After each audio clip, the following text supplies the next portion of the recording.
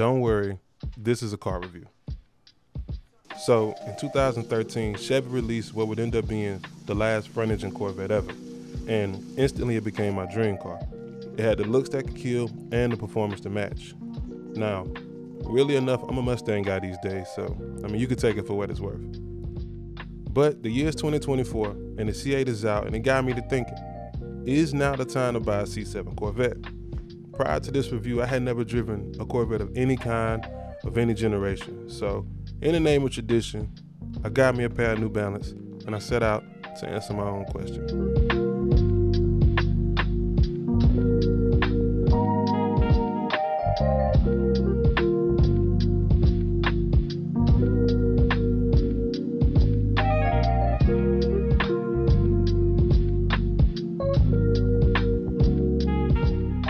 All right, y'all, so here we are inside the 2017 Corvette C7. It's a Stingray. This is actually a convertible.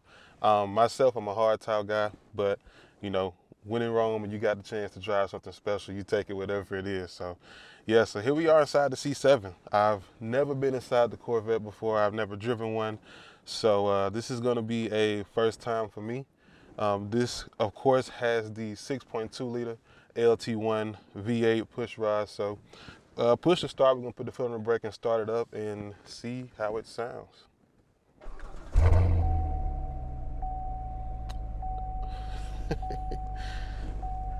As you see, it shakes the entire car, this thing, and you can just feel that vibration through. This car is really low to the ground, so we're gonna take it out for a drive. We're gonna get some top up and some top down stuff, and we're gonna talk about it. Get a couple little revs and see what it sounds like.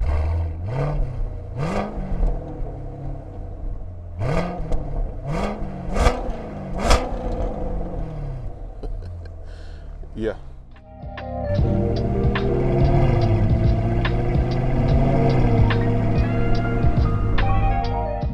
All right, so when the C7 first came out, man, I remember it like it was yesterday.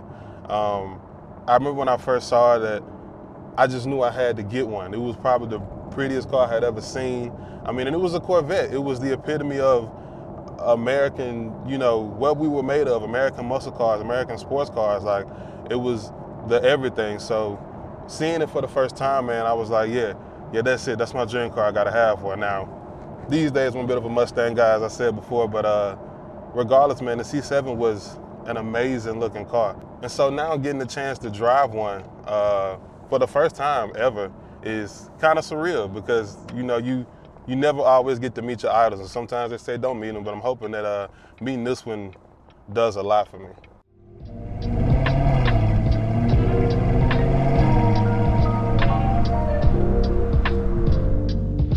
So the question I ask myself, and the thing I want to find out, is what is it about the Corvette? You know, everybody talks about the Corvette, you gotta have one. You gotta at least drive one. What is it about the Corvette that people love so much?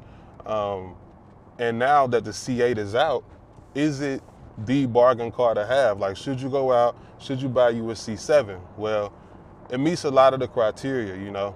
6.2 liter push rod V8, it sounds good. I mean, this one is stock, obviously, but you put an exhaust on these things, man, and they sing, they sound amazing.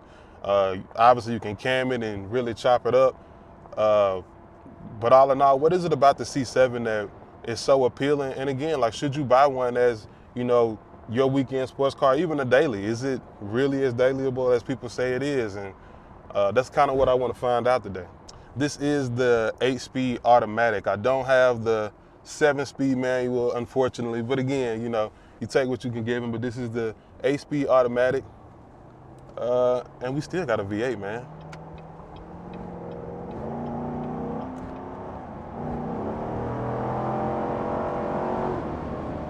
I'm gonna turn onto some curvier roads and see how it handles. You sit so low to the ground in this car, man. It feels like, I'm not used to really sitting this low. I daily drive a truck, so sitting this low, it kind of just hugs the road. And it really, really feels tight. The steering is actually pretty good.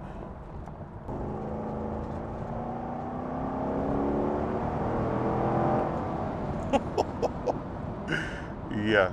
You can put this in the manual mode, and it does have paddle shifters. I guess we'll try those out here in a bit, and you can shift it on your own. But again, this is the 8-speed automatic and not the 7-speed manual, which I mean, I'm sure is a more engaging experience, but man, it really does feel good.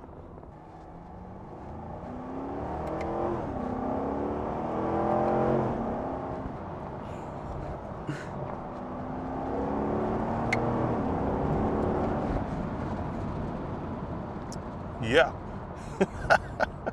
So again, the 6.2 liter, it gets up.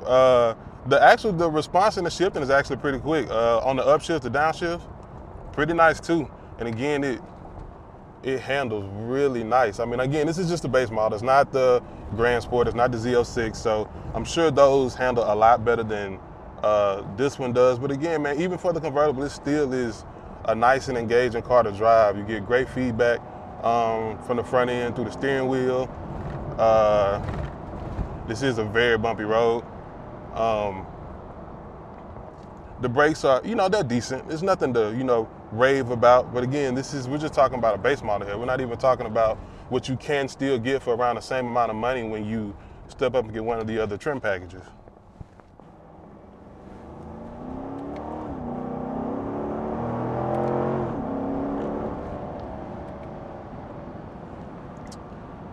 But yeah, that's nice.